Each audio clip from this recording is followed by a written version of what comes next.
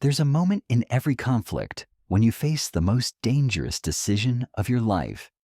Your enemy lies defeated, wounded, begging for mercy. They promise they've learned their lesson. They swear they'll never cross you again.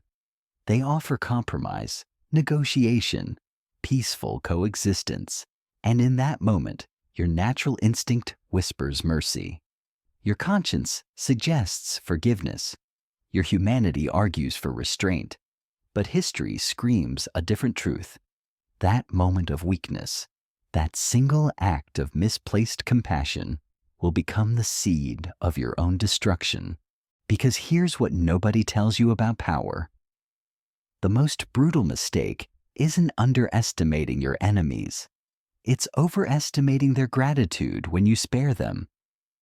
Every dictator who fell, every empire that crumbled, every business that collapsed, every reputation that shattered, they all share one common thread. They left their enemies breathing. They stopped halfway. They chose mercy over security. And that mercy became their tomb. This isn't about cruelty.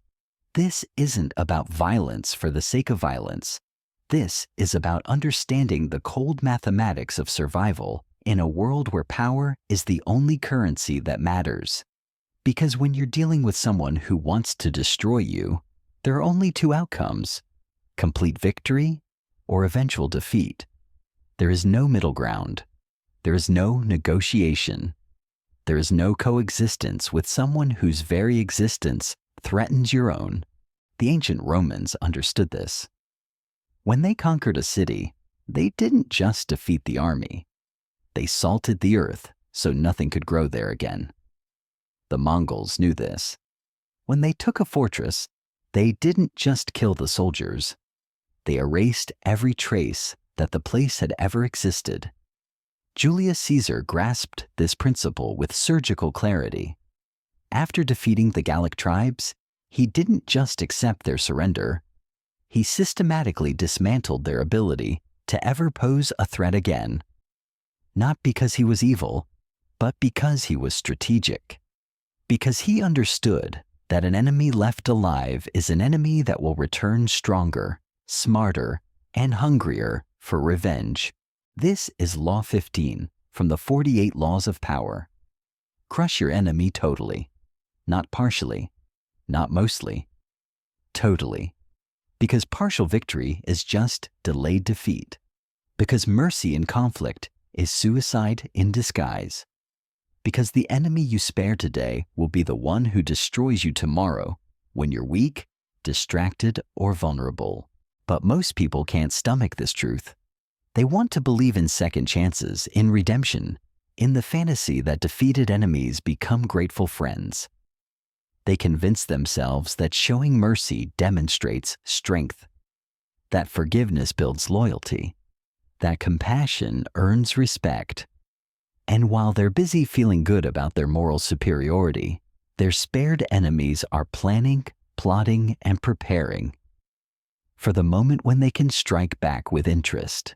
The business world runs on this principle, even if nobody admits it openly. When Disney acquired 21st Century Fox for $71 billion, they weren't just buying content. They were eliminating a competitor completely. They didn't merge with Fox. They didn't partner with Fox. They absorbed Fox entirely, leaving no trace of the original entity. That's not coincidence. That's strategy. Because in the streaming wars, partial victories mean nothing. You either control the market or you become irrelevant. Think about every corporate takeover you've ever witnessed. Amazon didn't compete with local bookstores. They eliminated them. Netflix didn't coexist with Blockbuster. They made them extinct. Google didn't share the search market. They monopolized it. These weren't accidents or natural market forces. These were calculated applications of total victory. Because these companies understood that in business, just like in war, your enemies don't disappear because you defeat them once. They disappear because you make it impossible for them to exist. The psychology behind this principle cuts deeper than most people realize. When you defeat someone but leave them intact, you don't just preserve their ability to harm you. You amplify their motivation to do so. A wounded enemy is more dangerous than a fresh one because they carry the poison of humiliation, the burning need for vindication, the desperate hunger to prove they're not as weak as their defeat suggests. They will study your methods, learn your weaknesses, exploit your patterns, and strike when you least expect it. History is littered with leaders who learned this lesson too late. In the 1930s, Chiang Kai-shek had Mao Zedong's communist forces on the brink of extinction. Instead of finishing them off, he turned his attention to the Japanese invasion, thinking the communists were no longer a threat. 10 years later, those same communists had recovered, regrouped, and routed Chiang's entire army, forcing him to flee to Taiwan. The man who could have been the undisputed ruler of China became a refugee because he didn't understand that a half-dead enemy is more dangerous than a living one. The same pattern repeats in personal conflicts, professional rivalries, and political struggles. The colleague you humiliate but don't fire will sabotage your projects. The business rival you outmaneuver but don't eliminate will steal your clients. The political opponent you discredit but don't destroy will return with a vengeance, because you gave them the one thing no enemy should ever possess: time. Time to recover, time to plan, time to gather allies, time to study your weaknesses, and time to prepare their revenge. This isn't about becoming a monster. This is about recognizing that in conflicts that matter, half measures are full failures. When someone declares war on your reputation, your business, your livelihood, or your family, neutralizing them partially is like treating cancer with aspirin. It might make you feel better temporarily, but the disease will return stronger and more resistant to treatment. The art of complete victory requires understanding that destruction doesn't always mean physical elimination. Sometimes it means destroying their credibility so thoroughly they can never be taken seriously again.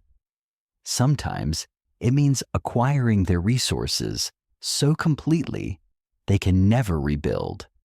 Sometimes it means exposing their methods so publicly they can never operate in darkness again.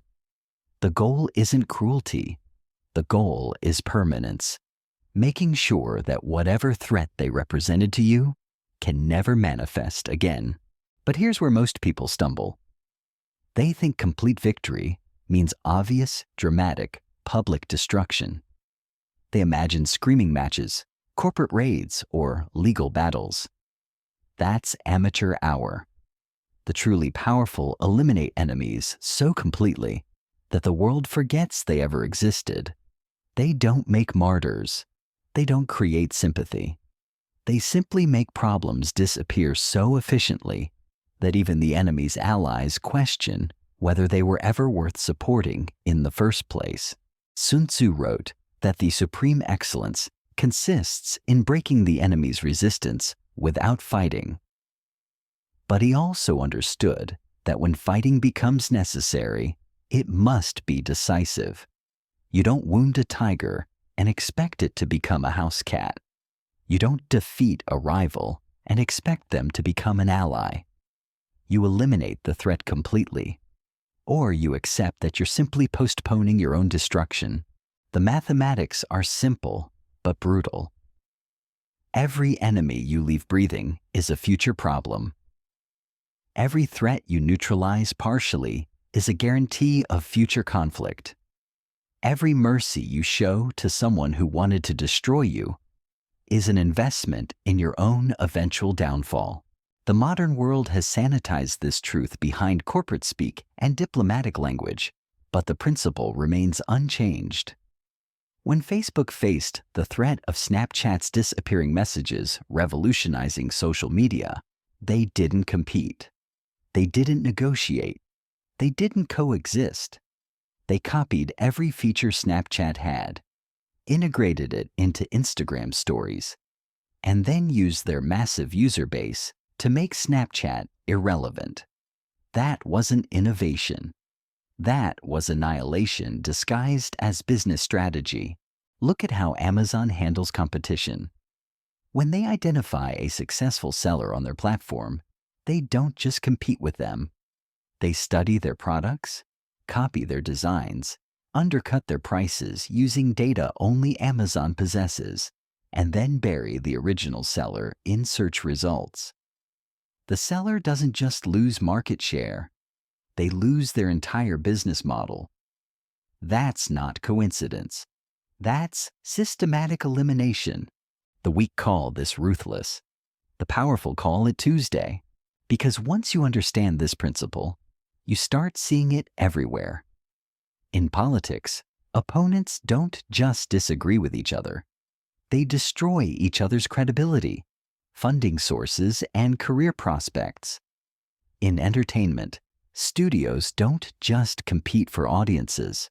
They acquire rival properties, poach talent, and systematically dismantle competing networks.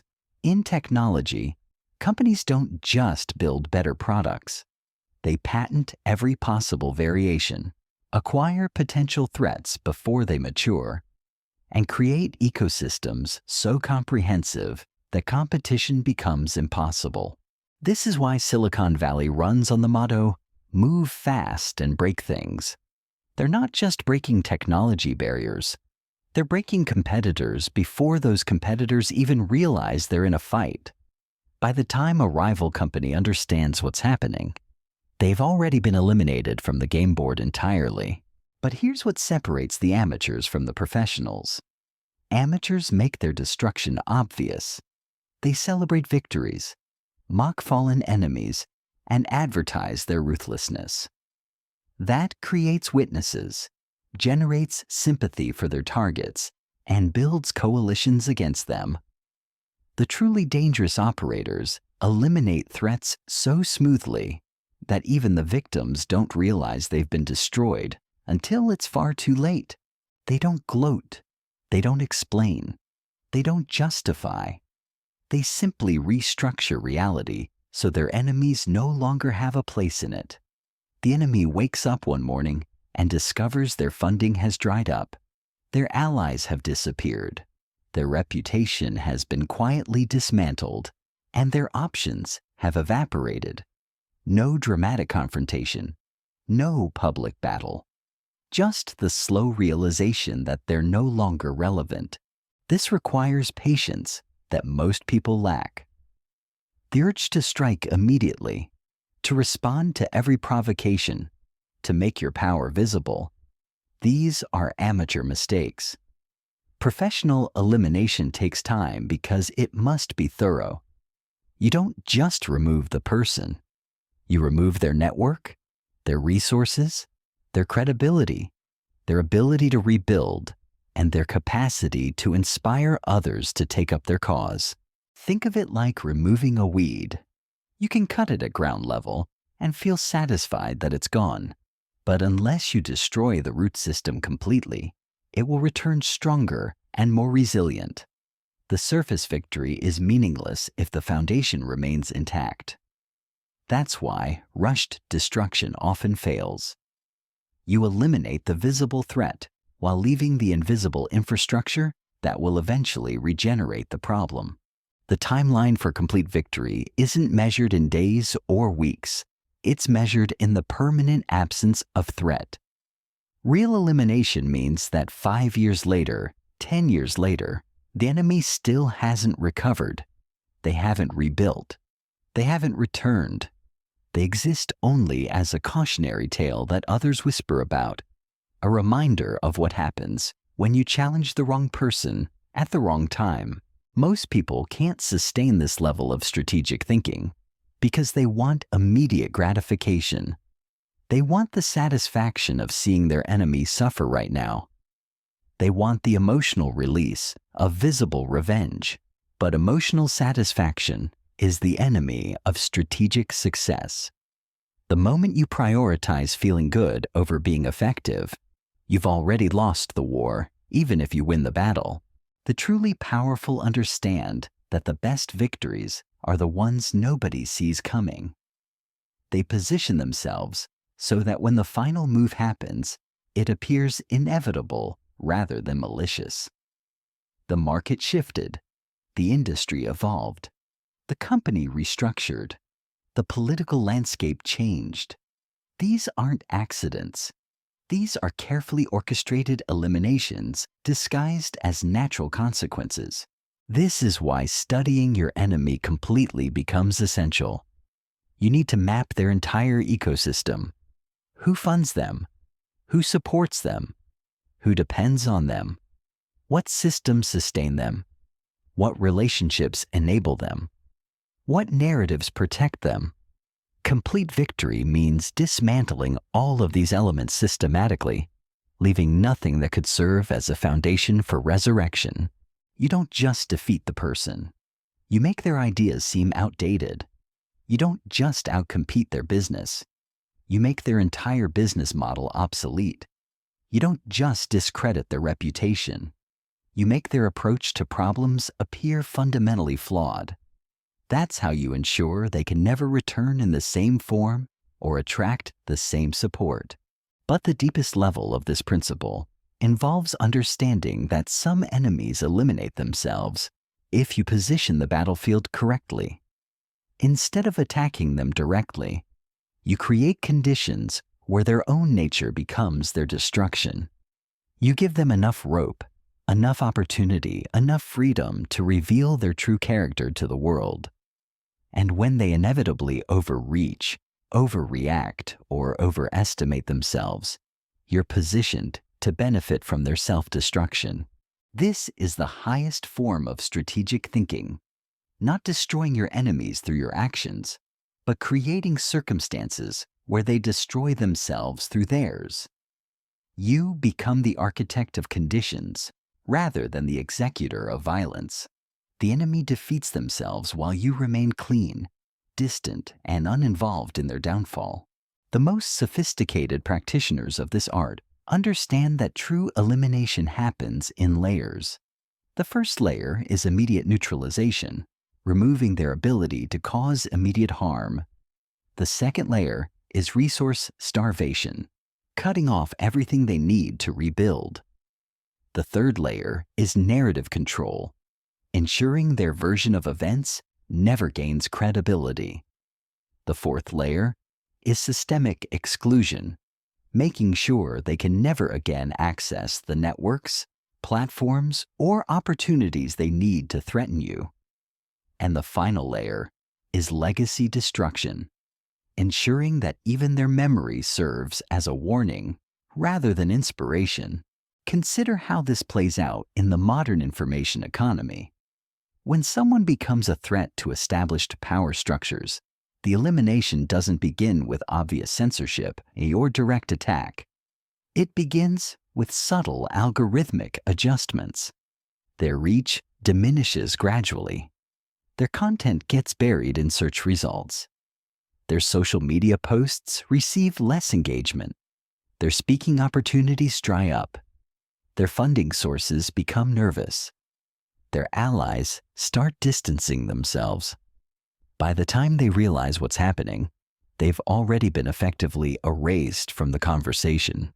This isn't conspiracy. This is systematic professional elimination. No dramatic confrontations, no public battles, just the quiet suffocation of influence until the target becomes irrelevant. They're not banned or blocked. They're simply made invisible, which is far more devastating than martyrdom. The financial dimension of complete victory reveals itself most clearly in how modern warfare actually operates. When nations want to destroy enemies today, they don't always invade. They freeze assets, block trade, cut access to banking systems, and isolate them from global markets. The enemy nation doesn't get conquered in a traditional sense. It gets economically strangled until it can no longer function as a threat. The population suffers, The leadership crumbles and the entire system collapses without a single bomb being dropped. This same principle scales down to personal and professional conflicts. You don't just fire the employee who threatens you. You make sure they can't find equivalent work elsewhere. You don't just outbid the competitor. You make sure they lose access to suppliers, distribution channels, and key personnel. You don't just discredit the rival. You make sure their entire professional network questions their judgment and competence. But here's the critical distinction that separates effective operators from sociopathic amateurs. Professional elimination serves a strategic purpose beyond personal satisfaction. You eliminate enemies not because you enjoy destruction, but because their continued existence prevents you from building something valuable. They represent chaos, where you need order, uncertainty, where you need stability, competition, where you need concentration.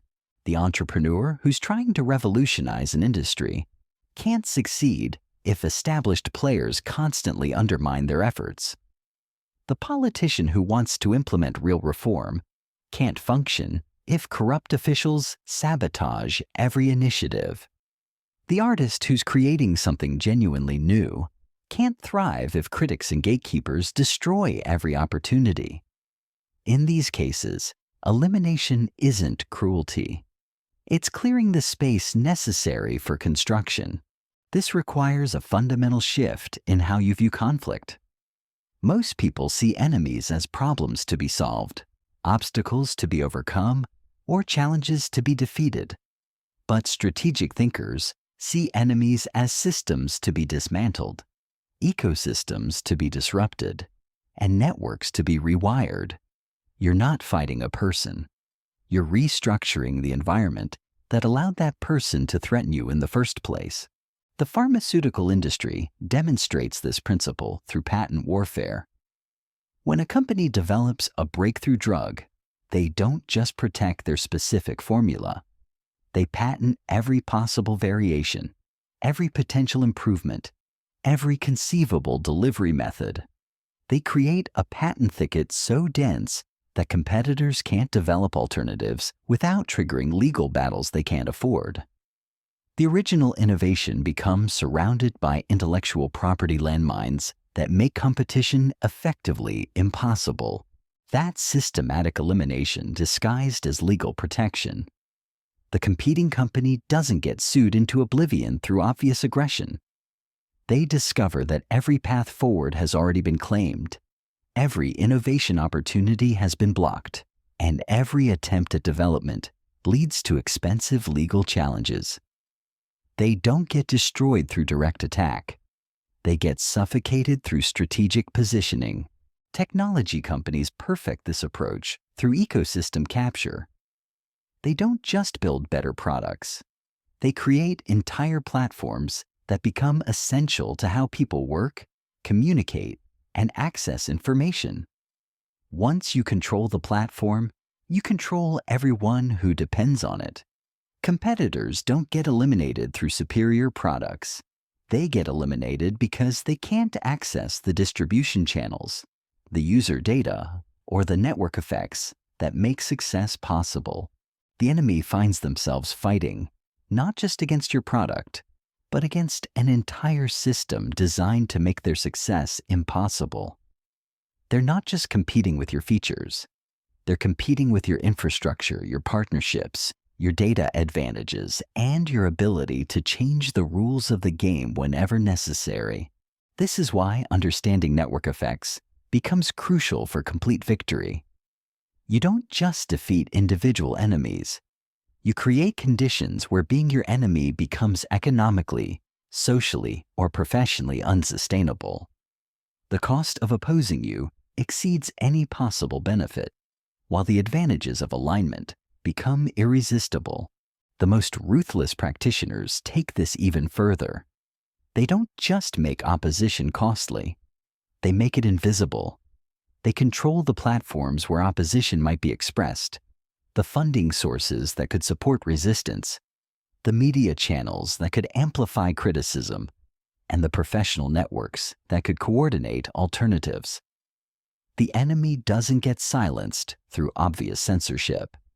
They discover that no one can hear them, even when they're screaming. But the deepest level of this strategy involves temporal manipulation. You don't just eliminate current enemies. You eliminate future ones by controlling the development pipeline. You acquire promising startups before they become threats. You recruit talented individuals before competitors can hire them. You secure key resources before rivals can access them. You shape industry standards before alternatives can establish themselves. The enemy gets eliminated not through present conflict, but through future impossibility. By the time they realize they're in a fight, you've already won it by controlling everything they would need to compete effectively. They're not defeated by superior strategy in the moment. They're defeated by superior positioning over time. This requires thinking in decades rather than quarters, in ecosystems rather than transactions, in permanence rather than temporary advantage. Most people can't sustain this level of long-term strategic thinking because they're addicted to immediate feedback, visible progress, and emotional satisfaction. But the truly dangerous operators understand that the most complete victories are the ones that become apparent only years after the decisive moves were made. The art of strategic timing reveals itself most clearly in how you choose when to strike the final blow. Amateur operators attack when they're angry, when they've been provoked, or when they finally have enough evidence to justify their actions.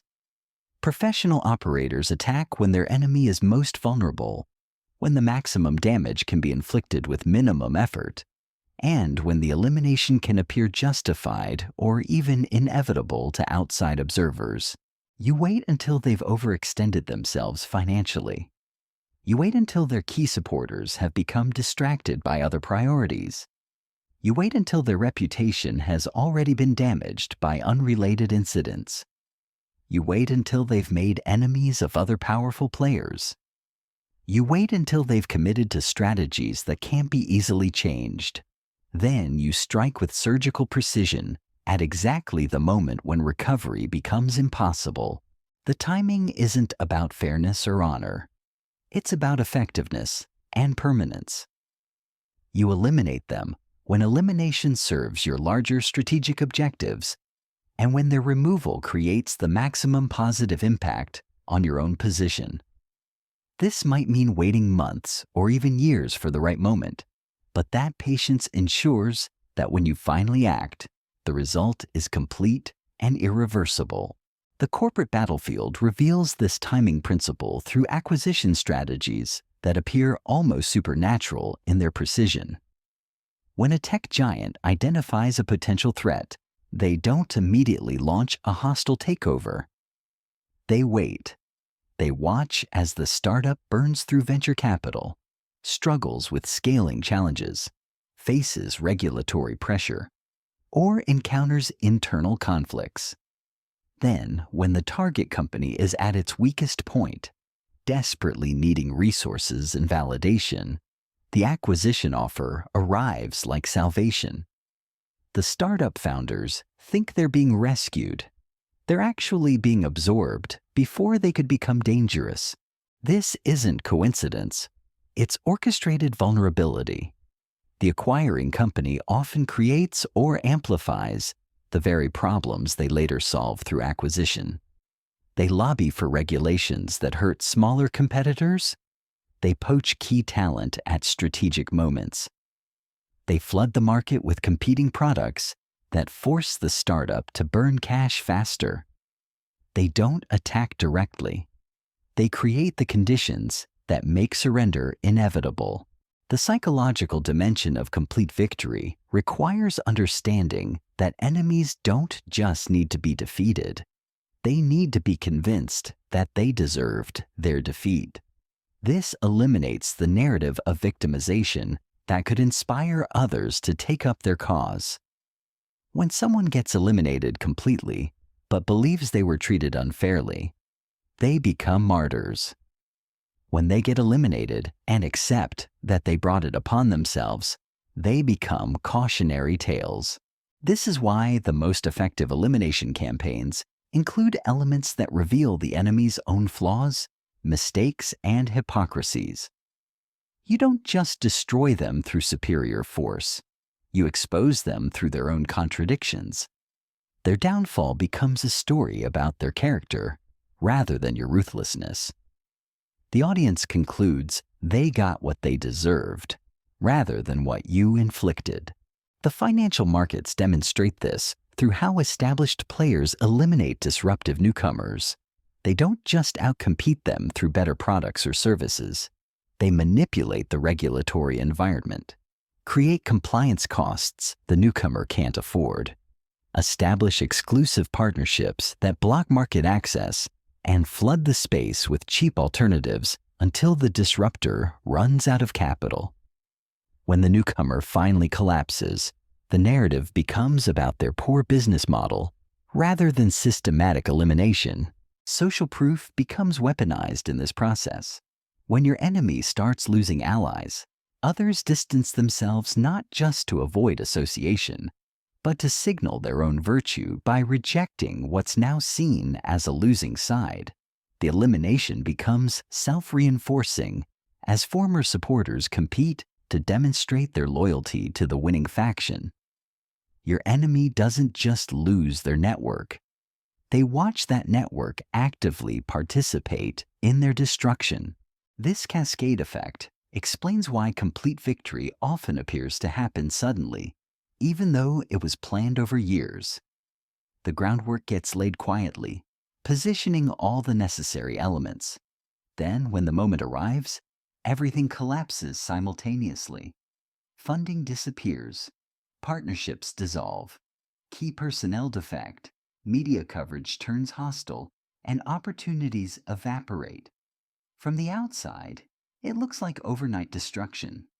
From the inside, it's the culmination of systematic preparation. The information age has created new dimensions of complete elimination that previous generations couldn't imagine. Digital footprints never disappear completely, but they can be buried so deeply that they become effectively invisible. Search results get manipulated. Social media algorithms reduce reach. Professional platforms remove endorsements. Online reviews get flooded with negative feedback. The person doesn't get deleted from the internet. They get made irrelevant within it. Power demands a choice that most people can never make. When you face that moment of victory, that instant when your enemy lies broken before you, remember this.